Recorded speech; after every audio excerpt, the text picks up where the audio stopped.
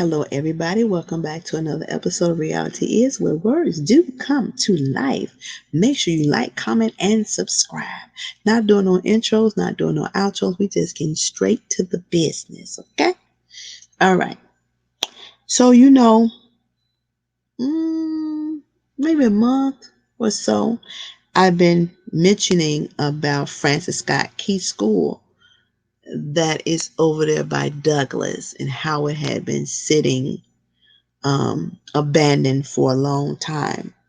And even uh, myself and another young lady went to Chris Talafaro in reference to the school and addressing the community needs, right?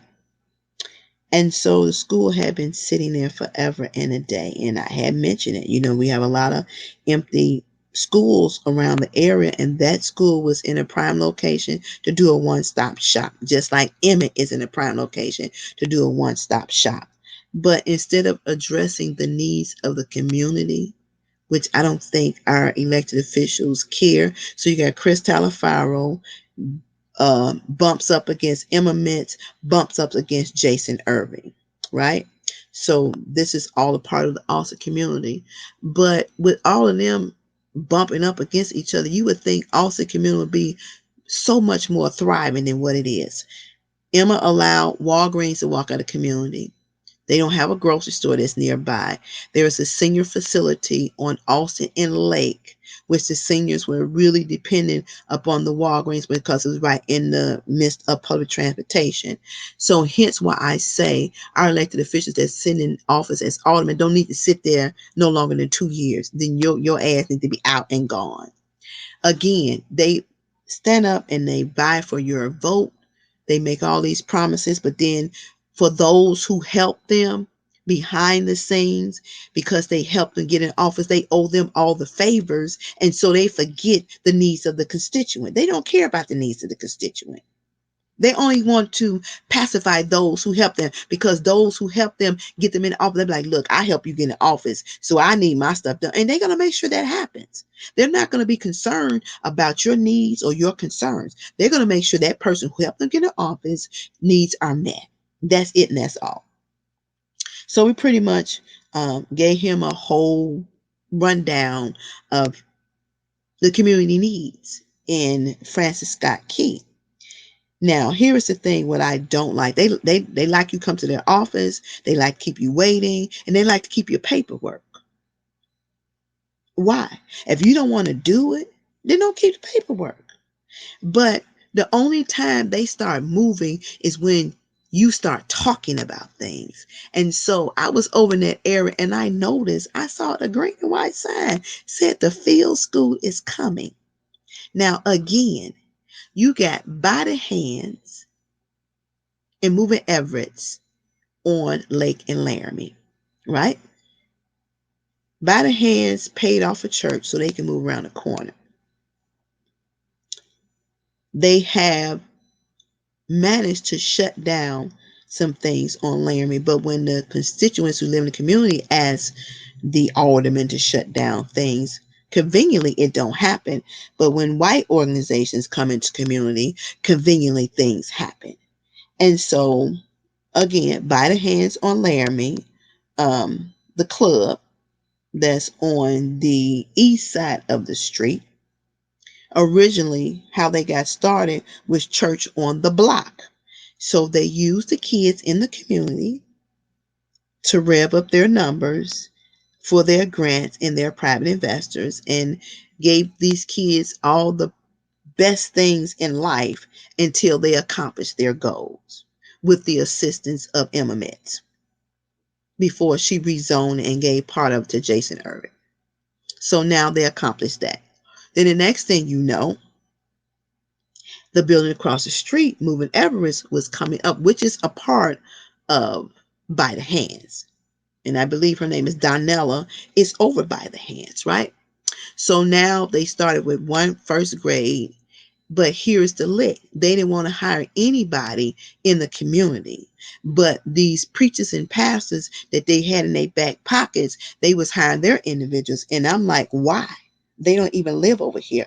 Why not hire people in the community? You use them to get your grant money. You use them to get your numbers. You use them for your proposal to plead why you should have that corner. That's what you use them for. And so many times that I interrupted the meeting to make my point, because my son is deceased, but I'm speaking for every child, because people was coming to me telling me something. I'm like, what? And that's just unacceptable to me. And so again, people don't like exposure whatsoever. And so they got moving Everest up, and they started elevating the ages, and a lot of the famous preachers, members end up with jobs, not the people that's in the community. So that's a strike. Now, like I say, we went over to see Chris Talafaro with a plan that was going to be collaboration with other organizations for those schools. We're talking about putting in, a small pharmacy. We talk about resume building. We're talking about, addiction programming. We're talking about, workshop and seminars. So people can get things done in one location. But yet and still, Chris Talafaro bucked against it. He turned it down. It's not going to work. And so drove over, like I said. Then I see this green and white sign said Field School is coming. It's a school that's out of Oak Park that's coming on to the Austin community. Now you barely making Douglas work. You're barely making Douglas work. So for me, what is the criteria to get in the Field School? And how is it going to be beneficial to the community? How? Austin has been robbed. Elected officials don't want change. They like being stuck. And some of the residents have got so tired of it, they don't know how to fight. They don't know where the first place to start. And that's sad. They've been lied to. Some of them like, what the hell with it? Austin community used to be a thriving community.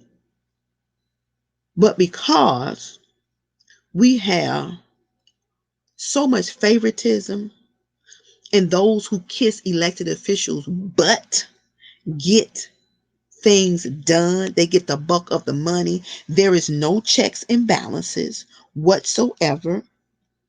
And I'm just going to say this because I know Layla from the popcorn shop that's on Chicago, and her store had been broken into twice, and a couple of other businesses on Chicago have been broken into twice.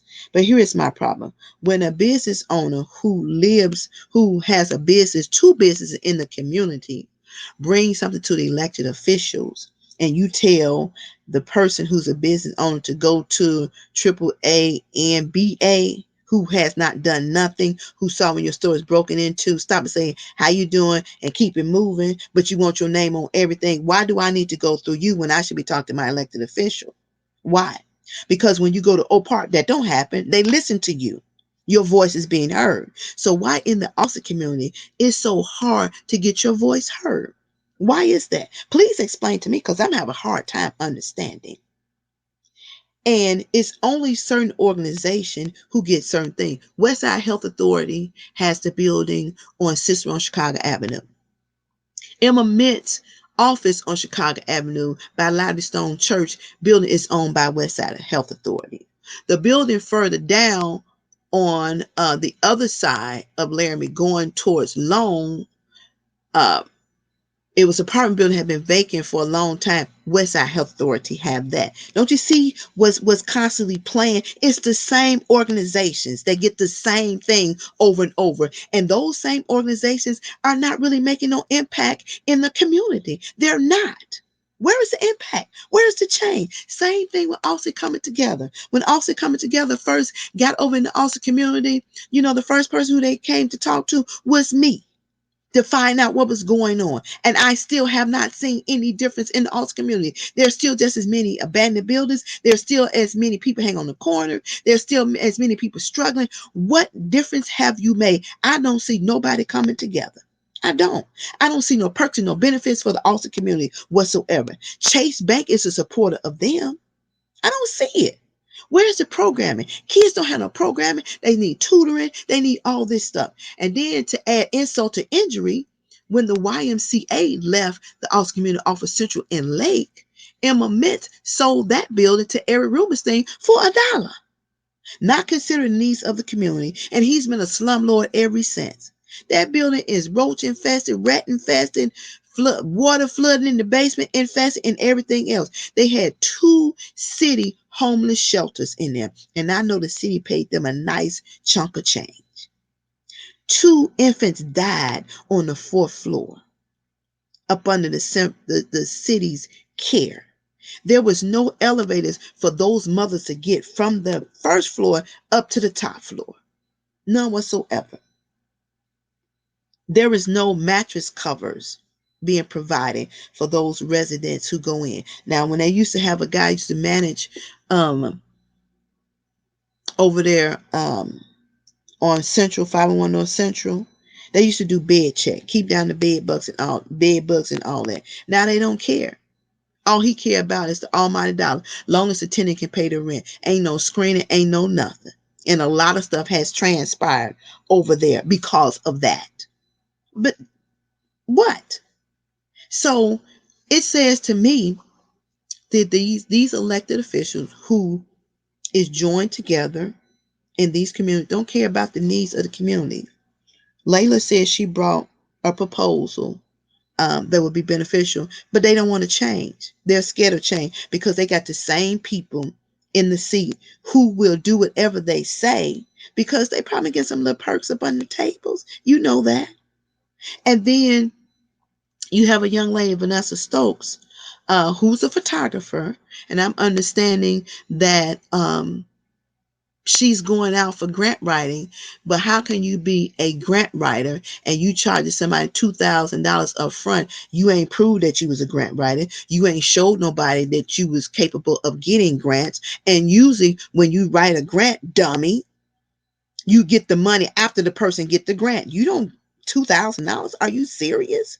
So instead of these individuals helping, they're trying to rob people with their eyes open. And that's sad. That's sad. What about the needs of the community? What about the health of the community? We got more Dollar Generals in the Austin community than you should have. You shouldn't have that many Dollar Generals at all. Now I see that the park lights are off again. Do you know darkness create crime? People get raped. There are single women walking up and down those streets, and that's parks all across the state of Illinois. Whatever corner that a park sits on, and it's dark after a certain time, crime happens in those parks. People go in and get high, they kill people, they rape people, and everything else. And then y'all wonder why we sit in the situation that we sit in. But y'all so bright, you're so smart, and the people you should listen to, you don't listen to, and the people that you should tell to shut the hell up, then the very people that you listen to. And the same people you give the money to. Where is the checks and balances? Do you check and see that the program is successful? How many people did it help? Did they verify that it helped somebody? Because the conditions of the Austin community is not what it should be. It should be way better than what it is. Way better. You're fixing it up for what? And then here's what gets up under my skin. We allow other ethnic races to get into neighborhoods and they get in the easy, and we got to fill out 30,000 pieces of paper to buy a house. And that's ridiculous to me. I'm not understanding. Help me to understand. I'm not understanding whatsoever. What's wrong with this picture? So again, Field School is coming to the Austin community. Now, when it will be there, I don't know. Who it will serve, I don't know. Will it be another by the hand episode where they bust kids in that's failing? So you pick the kids that you consider to be dumb and you want to smarten them up. I don't understand. I have a problem with that picture. Something's wrong with this. And you all need to be removed from the seat, because all you care about is collecting the coins. You think back to school is going to fix it. It's a help, but there's bigger needs in the community that's needed. There are kids that's hungry. There are mothers that's struggling, and y'all don't give a flying fart about none of that. You patronize the same people which support it and sign off on things they can and cannot do. You give buildings away to them. But people who's on foot patrol, organizations that's doing the lead work, they can't get no help whatsoever. None. And that's sad. And it doesn't speak well of who you are as an individual, and neither does it speak well of you as a representative, as an elected official. Because you lied. You haven't held up your end of the bargain with this constituents whatsoever. Not at all. So again, the field school is coming. What used to be Francis Scott Key School is not going to be the field school. And I want to know what's the specialty. It's supposed to be a Christian school. And I'm not knocking the school, but what about the needs of the community? What about training people for entrepreneurship? You need one stop location because people have to make their money stretch. And y'all don't even care. You don't care. All y'all care about is the doggone check. That's it. Ward night, you don't get nothing done. And the only way you get something done in Emma office, you got to constantly be in their face to get something done. And that's sad. That's so sad. And y'all think on Thanksgiving turkeys is going to do it, baby. You need the size to go with the turkeys. What I'm going to do with a 20-pound turkey, I ain't got no rice, I ain't got no mashed potatoes, I ain't got no side, no pop, no cornbread, no nothing to go with it. So spare me with that. Don't pat yourself on the back. Don't do that. And then you people come to you with ideas and then you take it and you run with and take ownership like it's yours. Like do nobody come to your office and sit down and try to talk about these things? And why do individuals who is concerned about the growth of the community got to go on the news to get your attention? That's stupid to me. That is so stupid. Hence why some of y'all people that you had, like your Wilkerson, that got caught up. If y'all was feeding him all that money, he got caught up. Yeah, but y'all was feeding him all the money. He wasn't paying his employees because he still owed me $40,000 for me working. So you weren't paying your employees, but you was paying yourself to make sure your family's taken care of. Same with these elected officials. They make sure they're taken care of. And then they act like they pretending to take care of the constituents. And all you're doing is lying. That's all I'm saying. Keeping it 100, and you should keep it 100 too. Make sure y'all like, comment, subscribe. Till we talk again.